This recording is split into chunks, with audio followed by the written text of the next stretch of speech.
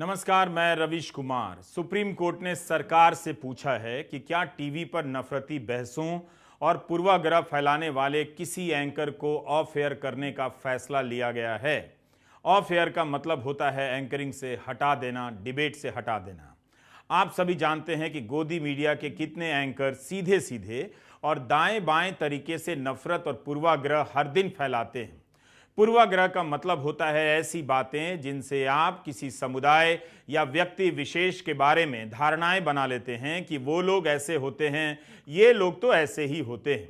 सोचिए, अगर supreme court की इस टिप्पणी का आदेश के रूप में पालन होने लगे और नफरती डिबेट के कारण एंकर हटाए जाने लगेंगे, तब हत्या और बलात्कार के मामले में धर्म के हिसाब से डिबेट करने वाले एंकर क्या करेंगे। पर उससे पहले यह सवाल खुद से पूछिए कि क्या सरकार ऐसे एंकरों को हटा सकेगी। 8 साल के डिबेट का रिकॉर्ड आपके सामने है। क्या उन डिबेट की समीक्षा होगी? क्या सरकार ऐसे एंकरों को नफरती डिबेट करने से रोक सकती है? सरकार उन्हें नहीं रोक सकती है। आप देख रहे हैं YouTube पर हमारा चैनल रवीश कुमार ऑफिशियल। इसे सब्सक्राइब कीजिए, ज्वाइन भी कीजिए। फेसबुक पर हमारा पता है रवीश का पेज, वहां भी देखिए और शेयर भी कीजिए। फेसबुक पर स्टार बटन दबाने का इंतजार रहेगा। मगर इस खबर को पढ़िए। 15 जनवरी के अंग्रेजी अखबार एक्सप्रेस के पहले पन्ने की खबर है।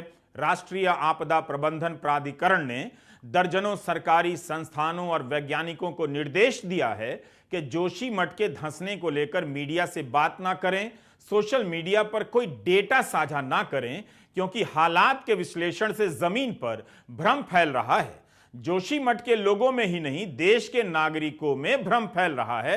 यह आपदा प्रबंधन प्राधिकरण का निर्देश है। जोशीमठ में 700 से अधिक मकानों में दरारें आई हैं। मुख्यमंत्री का दौरा हुआ है। उन मकानों में रहने वाले लोग क्या इन वैज्ञानिकों की बातों से भ्रम में रह जाएंगे? क्या इस देश में वैज्ञानिक अपनी बात नहीं कर सकते? क्या सरकार चाहती है कि वैज्ञानिक भी उनकी ही बात बोलें? यह कैसा दौर है कि संस्थानों और वैज्ञानिकों को बोलने से रोका जा रहा है।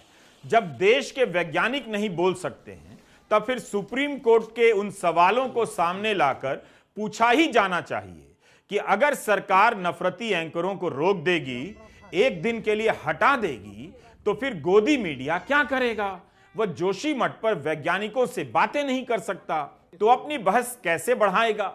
एक दिन ऐसा भी आदेश आ सकता है, याद रखिएगा, कि हमने जोशीमठ को लेकर वैज्ञानिकों को बोलने से चुप करा दिया। वैज्ञानिक मान भी गए। अब जोशीमठ के नागरिक भी ना बोलें, क्योंकि वे भ्रम के शिकार हो चुके हैं। यह जो इनके घर दरक रहे हैं, इनके कारणों को लेकर उन्हें भ्रम हो गया है क्या? फिर ना मालूम यह भी आदेश आ जाए कि चूंकि भ्रम फैल रहा है, इसलिए मीडिया भी इसे कवर ना करे। भ्रम ही भ्रम है। सुप्रीम कोर्ट में जस्टिस जोसेफ और जस्टिस नागरत्ना की बेंच पिछले कुछ समय से कई याचिकाओं पर सुनवाई कर रही है। इन याचिकाओं में सुदर्शन टीवी के यूपीएससी जिहाद कैंपेन, तबलीगी जमात के समय कोरोना जिहाद कैंपेन और धर्म संसद के दौरान मुसलमानों के खिलाफ दिए गए नफरती बयानों के खिलाफ कार्रवाई की मांग की गई है। याचिकाएं कोर्ट से यह भी चाहती हैं कि नफरती भाषणों को रोकने के लिए कोई दिशा निर्देश भी जारी हो। इन याचिकाओं पर सुनवाई के दौरान कोर्ट की तरफ से यह सवाल उठाया गया है कि बढ़ती नफरत या टीवी पर जो पूर्वाग्रह फैलाए जाते हैं, उसके खिलाफ संदेश देने के लिए क्या किसी एंकर को ऑफ एयर करने का फैसला लिया गया है? क्या किसी एंकर को हटाया गया है? आपने खबरें देखी होंगी कि फेक न्यूज फैलाने के कारण YouTube चैनल बंद कर दिए जाते हैं। यह अखबारों में खूब छपता है, जैसे सरकार बहुत बड़ी कार्रवाई कर रही है। नोटबंदी के दौरान 2000 के नोट में चिप लगने की बात करने वाले एंकरों ने क्या फेक न्यूज नहीं फैलाया था? सबसे बड़ा फेक न्यूज तो यूक्रेन युद्ध को रुकवाने को लेकर चलता ही जा रहा है। खुद सरकार के मंत्री इसे दोहराते हैं। उस समय के अखबारों ने इसे हवा दी कि यूक्रेन के छात्रों को सुरक्षित निकालने के लिए प्रधानमंत्री ने युद्ध रुकवा दिया। विदेश मंत्रालय के प्रवक्ता ने ऑन रिकॉर्ड इसे फिजूल की बात कहा। इसके बाद भी यह झूठ आज तक दोहराया जा रहा है। मंत्री तक इस फेक न्यूज को दोहराते हैं और YouTube के चैनलों को फेक न्यूज के नाम पर बंद किया जा रहा है। क्या पत्र सूचना कार्यालय PIB ने कभी इसे फेक न्यूज बताया है? अगर बताया है तो उसे कोर्ट के सामने रखना चाहिए। आपको यह भी देखना पड़ेगा कि गोदी मीडिया के साम्राज्य के जरिए किस तरह से समाज को बांटा जा रहा है। केवल हिंदू मुस्लिम ही नहीं, कई तरह से प्रोपेगेंडा फैलाने का काम इस मीडिया के जरिए हो रहा है। सरकार की तरफ उठने वाले सवालों को गायब कर दिया जाता है, चुप्पी साध ली जाती है और उसकी जगह पर हिंदू मुस्लिम नफरती मुद्दे लाए जाते हैं। नफरती नहीं होते हैं तो कुछ और मुद्दों को लाया जाता है ताकि असली मुद्दे गायब ही रहें। महंगाई और बेरोजगारी के सवाल को पीछे करने के लिए हिंदू मुस्लिम नहीं भी होता तो दूसरे तरीके बहुत से हैं मीडिया के पास। सवाल है, नफरत फैलाने वाले किसी एंकर या चैनल को बंद किया गया है। यही नहीं, सुप्रीम कोर्ट ने जब एंकरों को हटाने को लेकर सवाल पूछा तो गोदी मीडिया में सन्नाटा छा गया। क्या आपने कहीं भी सुप्रीम कोर्ट के इन सवालों को लेकर धुआंधार बहस देखी है, विस्तृत चर्चा देखी है? जस्टिस बीवी नागरत्ना की एक टिप्पणी है कि नफरती भाषण मानवाधिकार का उल्लंघन है, इससे किसी की मानवीय गरिमा को ठेस पहुंचती है। फिर समाज में इस पर चर्चा क्यों नहीं है, मीडिया में इस पर बहस क्यों नहीं है? गोदी मीडिया इतना ही कह दे कि उसके नफरती डिबेट देश हित में है, समाज को बांटने वाले नहीं हैं, तो एक पक्ष तो उनका समझ में आए। और एंकर के खिलाफ क्यों? कोर्ट को क्या यह भी नहीं कहना चाहिए कि एंकरों से पहले चैनलों के खिलाफ एक्शन लिया जाए? जनवरी के पहले हफ्ते में मंत्रियों के बोलने की स्वतंत्रता के मामले में संविधान पीठ की जस्टिस बीवी नागरत्ना ने अलग राय रखी थी और कहा कि मंत्री के निजी बयान के लिए सरकार जिम्मेदार नहीं हो सकती, लेकिन अगर मंत्री आधिकारिक क्षमता में अपमानजनक बयान देते हैं तो ऐसे बयानों के लिए सरकार जिम्मेदार ठहराई जा सकती है। क्या इससे यह समझा जा सकता है कि एंकर के भड़काऊ भाषण से, स्क्रीन पर लिखे गए भड़काऊ टिप्पणियों से चैनल को यह कहकर बच निकलने की आजादी नहीं मिलनी चाहिए कि इसमें हमने किसी तरह का संपादकीय हस्तक्षेप नहीं किया है, ना कर सकते? इसलिए कहता हूं कि लंबे वीडियो देखा कीजिए, एक एक बात को सुनना और ठहर कर सोचना बहुत जरूरी है। आप देख रहे हैं हमारा YouTube channel Ravish Kumar official, subscribe कीजिए, ज्वाइन भी कीजिए, फेसबुक पर भी है और वहां शेयर जरूर कीजिए। हम बात कर रहे हैं आखिर सुप्रीम कोर्ट को कितनी बार कहना पड़ेगा कि न्यूज चैनलों पर नफरत फैलाने वालों के खिलाफ सरकार कार्रवाई करे? क्या सरकार को यह सब नहीं दिख रहा? आखिर इस बात को लेकर गोदी मीडिया कैसे दिखाए, कैसे डिबेट करे? आप सोचिए, मीडिया का बड़ा हिस्सा सुप्रीम कोर्ट की इस टिप्पणी पर बहस करने का नैतिक अधिकार नहीं रखता है, उस लायक नहीं बचा है, वह कर ही नहीं सकता, क्योंकि सुप्रीम कोर्ट ने तो उन्हीं के एंकरों के बारे में कहा है कि ये समाज से अपराध कर रहे हैं। एक नहीं, अनगिनत उदाहरण दिए जा सकते हैं, सिर्फ इस आदेश से संबंधित नहीं। पिछली कई सुनवाइयों के दौरान सुप्रीम कोर्ट ने इसी तरह की बात कही है, जो इस बार की सुनवाई के दौरान अदालत की चर्चाओं में यह बात सामने आई है। अभी हाल की घटना है, यह इसी महीने की घटना है। दिल्ली पुलिस के सहायक इंस्पेक्टर शंभू दयाल की एक आरोपी ने चाकू मारकर हत्या कर दी। उस आरोपी का नाम अनीश राज बताया गया। अनीश राज को मोहम्मद अनीश बनाकर कई चैनलों पर और अखबारों में खबरें चलाई गईं। 11 जनवरी को ऑल्ट न्यूज के कलीम अहमद इसका पर्दाफाश कर देते हैं कि आरोपी का नाम मोहम्मद अनीश नहीं है, अनीश राज है। बूम फैक्ट चेक की निवेदिता निरंजन कुमार ने भी इस पर रिपोर्ट की है। अनीश हिंदू नाम है, मगर मोहम्मद लगाकर इस गोदी मीडिया ने अपराध की इस घटना को हिंदू मुस्लिम बनाने की कोशिश की। ऑल्ट न्यूज ने बताया कि कैसे सुदर्शन न्यूज ने इसे जिहादी मोहम्मद अनीश बता दिया। एक बार नहीं, कई बार बताया। आज तक नवभारत से लेकर एनडीटीवी तक पर अनीश राज को मोहम्मद अनीश बना दिया गया। इसकी चपेट में आकर कई पब्लिक फिगर और पत्रकारों ने भी संदिग्ध का नाम मोहम्मद अनीश बताकर ज्ञान देना शुरू कर दिया और बैलेंस साबित करने लग गए कि मोहम्मद अनीश नाम है, तब भी हम इस घटना की निंदा करते हैं, वो भी उस मीडिया से जो नाम का धर्म देखकर बलात्कार के मामले में चुप हो जाता है। गुजरात दंगों के केस में बलात्कारी रिहा हुए, उनका फूल मालाओं से स्वागत हुआ तो गोदी मीडिया चुप रह गया।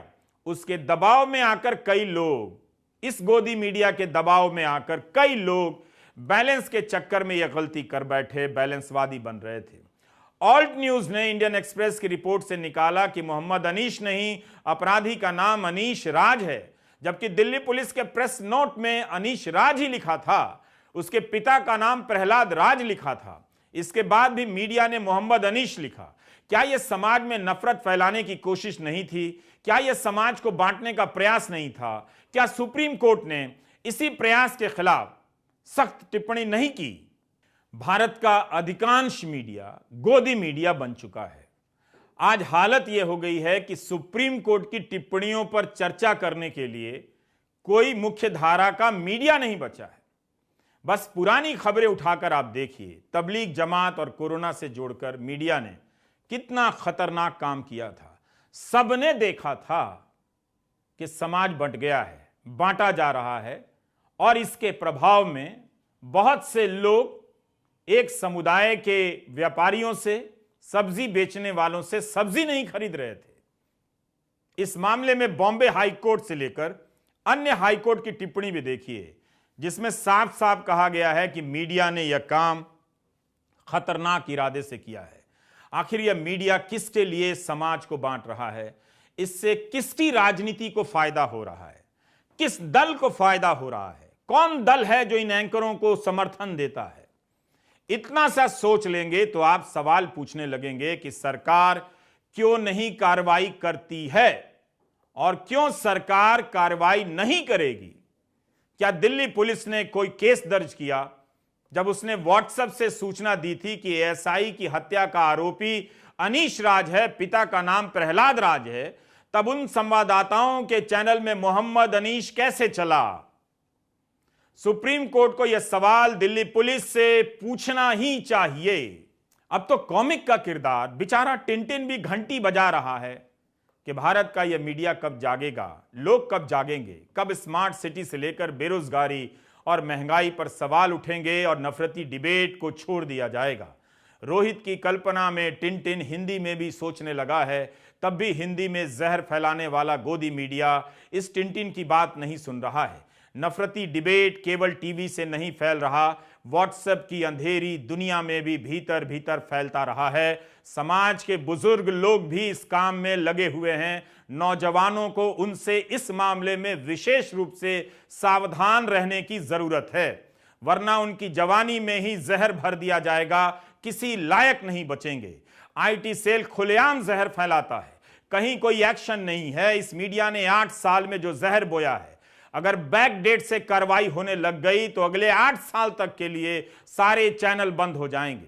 आपने कब देखा है कि इस मीडिया को सरकार से सवाल करते हुए, पूछते हुए कि प्रधानमंत्री की प्रेस कॉन्फ्रेंस कब होगी? अब तो टिनटिन भी पूछ रहा है।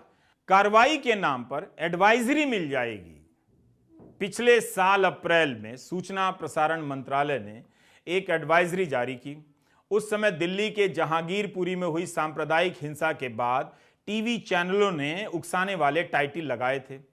केंद्र ने अपनी एडवाइजरी में कहा कि अलग अलग मुद्दों पर टीवी चैनलों में अप्रामाणिक, भटकाने वाला, सनसनीखेज और सामाजिक परिवेश में अस्वीकार्य भाषा का इस्तेमाल किया गया। लेकिन इस एडवाइजरी में भी चैनलों के नाम नहीं दिए गए। इस एडवाइजरी की यह हालत थी। इन चैनलों को जरूर चेतावनी दी गई कि उकसाने वाली, असामाजिक, असंसदीय हेडलाइन से बचिए, मगर वो सिलसिला नहीं रुका है। धर्म रक्षक बनकर मीडिया खुलेआम ऐसी हेडलाइन लिखता चला आ रहा है। इस पर कोर्ट को सरकार से पूछना ही चाहिए कि क्या ये सब नफरत भड़काने के दायरे में आते हैं या नहीं। क्या इस तरह की बहसों में सरकार को एक भी नफरती तत्व नहीं मिलता है? गोदी मीडिया को भी बताना चाहिए कि ये जो तस्वीरें हम दिखा रहे हैं उनमें नफरत की कितनी गुंजाइश है, वो नफरती हैं भी या नहीं, वो अपना पक्ष क्यों नहीं रखते हैं। सूचना और प्रसारण मंत्रालय ने अपनी एडवाइजरी में चैनलों से कहा था कि सख्ती से केबल टेलीविजन नेटवर्क 1995 के निर्देशों का पालन कीजिए। सरकार प्रतिबंध भी लगा सकती है। इस 1 साल में गोदी मीडिया पर जो खबरें चली हैं, जिनमें कई बार लोगों ने ही अपनी तरफ से तथ्य सामने रखे हैं कि मीडिया जानबूझकर नफरतें फैला रहा है, इसके लिए गलत तथ्यों को सामने रख रहा है, तब भी कोई कार्रवाई नहीं होती है। यही सवाल सुप्रीम कोर्ट ने ही पूछा है कि एंकरों को क्यों नहीं हटाया गया। सुप्रीम कोर्ट को पूछना चाहिए कि जब सरकार ने एडवाइजरी में लिखा है कि चैनलों को प्रतिबंधित किया जा सकता है, तो क्या उसे एक भी ऐसा केस नहीं मिला। मीडिया संविधान की मूल आत्मा पर हमला कर रहा है, तब भी केवल एडवाइजरी हो रही है, कार्रवाई नहीं हो रही है। कोर्ट ने कहा कि चैनल के पीछे लगे पैसे से सब तय होता है, पैसे से। एंकर अपनी टीआरपी के लिए, समाज में हिंसक प्रवृत्ति पैदा करने के लिए, कुछ खास एजेंडा को बेचने का औजार बन गए हैं। आप यह सवाल खुद से कीजिए, किसके राजनीतिक फायदे के लिए यह एजेंडा बेचा जा रहा है, किसके लिए यह मीडिया औजार बना है और इसके औजार से किसका गला काटा जा रहा है। 19 दिसंबर 2021 को दिल्ली में धर्म संसद होती है। उसमें कथित रूप से जो भड़काऊ भाषण दिए गए, उन पर घटना के 5 महीने के बाद एफआईआर होती है। अब कोर्ट ने पूछा 5 महीने क्यों लगे, तुरंत एक्शन क्यों नहीं लिया। कोर्ट को कहना पड़ा कि ऐसे मामलों में त्वरित कार्यवाही हो, सिर्फ नाम के लिए एफआईआर ना हो। क्या इसका मतलब यह नहीं है कि इन नफरती लोगों को संरक्षण मिल रहा है, कोई बचा रहा है। अगर कोर्ट ने सख्ती ना की होती तो जो चंद गिरफ्तारियां हुई हैं, शायद वो भी ना हुई होती। क्या पुलिस और सरकार कोर्ट की भी नहीं सुनती हैं? इतने महीने गुजर गए, कोर्ट को बुनियादी सवालों के जवाब नहीं मिल रहे हैं कि पुलिस ने क्या कदम उठाए, क्यों नहीं उठाए, कितनी गिरफ्तारियां हुई हैं, जांच अधिकारी क्यों कौन है, उसने एफआईआर के 8 महीने बाद भी चार्जशीट दाखिल क्यों नहीं की है। कोर्ट ने अब जांच कर रहे पुलिस अधिकारी से 2 सप्ताह के भीतर रिपोर्ट मांगी है। हाल की इन खबरों को देख लीजिए, समझ लीजिए आपके बच्चों को किस तरफ धकेला जा रहा है। कर्नाटक के श्रीराम सेने के राष्ट्रीय अध्यक्ष प्रमोद मुतालिक ने हिंदुओं से कहा है कि वो तलवारों की पूजा करें और उसे अपनी महिलाओं की सुरक्षा के लिए घर में रखें। बीजेपी की सांसद प्रज्ञा सिंह ठाकुर ने भी हिंदुओं से अपील की थी कि वो अपने घरों के चाकू की धार को तेज रखें। हमने अपने YouTube वीडियो में बताया है कि साध्वी के बयान का क्या मतलब है। क्या इस देश में मजबूत सरकार अब नहीं रही? प्रधानमंत्री मोदी के राज में यह हाल हो गया है? क्या पुलिस और सेना भरोसे के लायक नहीं है? कि लोगों से कहा जा रहा है कि रसोई की चाकू की धार को तेज करा लीजिए, बच्चों से कहा जा रहा है कि किताबों की पूजा करने से अच्छा है तलवार की पूजा की जाए। यह सब किस लिए हो रहा है? क्या डॉक्टर बनाने के लिए हो रहा है या बच्चों को दंगाई बनाने के लिए? ऐसे नेता, गोदी मीडिया और आईटी सेल सब एक दूसरे के पूरक हैं। तय आपको करना है कि इनकी करतूत से किसे राजनीतिक फायदा हो रहा है, किस तरह की मानसिकता को बढ़ावा मिल रहा है। गोदी मीडिया देखना छोड़ दीजिए, इसके चैनलों को सब्सक्राइब मत कीजिए। समाज और संविधान की रक्षा में आप इतना तो कर ही सकते हैं। यह वो काम है जिसे करने में आपके कपड़े तक गंदे नहीं होंगे। बस इन चैनलों को सब्सक्राइब नहीं करना है, इन चैनलों को नहीं देखना है। जो वक्त बचेगा उस वक्त में टहलिए, आपका स्वास्थ्य अच्छा होगा, सेहत अच्छी होगी। क्या यह चिंता की बात नहीं है कि अब सुप्रीम कोर्ट के गंभीर सवालों पर भी बहस गायब कर दी जा रही है? क्या सरकार को प्रेस कॉन्फ्रेंस कर नहीं बताना चाहिए कि वह इन टिप्पणियों के बाद क्या सोचती है, क्या करने जा रही है? क्या किसी मंत्री ने इन टिप्पणियों का ट्विटर पर स्वागत किया है? इस चुप्पी से एक सवाल तो यह भी निकल सकता है कि जो मीडिया सरकार की ही राजनीति को आगे बढ़ाने वाला हो, उस मीडिया पर सरकार कैसे लगाम लगाएगी? तो क्या जवाब कोर्ट को ही खोजना होगा कि नफरती डिबेट को बंद कराने के लिए वह क्या कर सकता है? इस बीच आप एक लिस्ट बना सकते हैं। आपके हिसाब से नफरती डिबेट फैलाने वाले किस किस एंकर को तुरंत हटा देना चाहिए देश हित में? सबसे पहले किसे हटाया जाना चाहिए और सबसे बाद में किसे हटाया जाना चाहिए, या सभी को एक ही साथ हटा दिया जाना चाहिए? आप देख रहे थे रवीश कुमार ऑफिशियल YouTube पर। इसे सब्सक्राइब भी कीजिए और ज्वाइन भी। नमस्कार, मैं रवीश कुमार।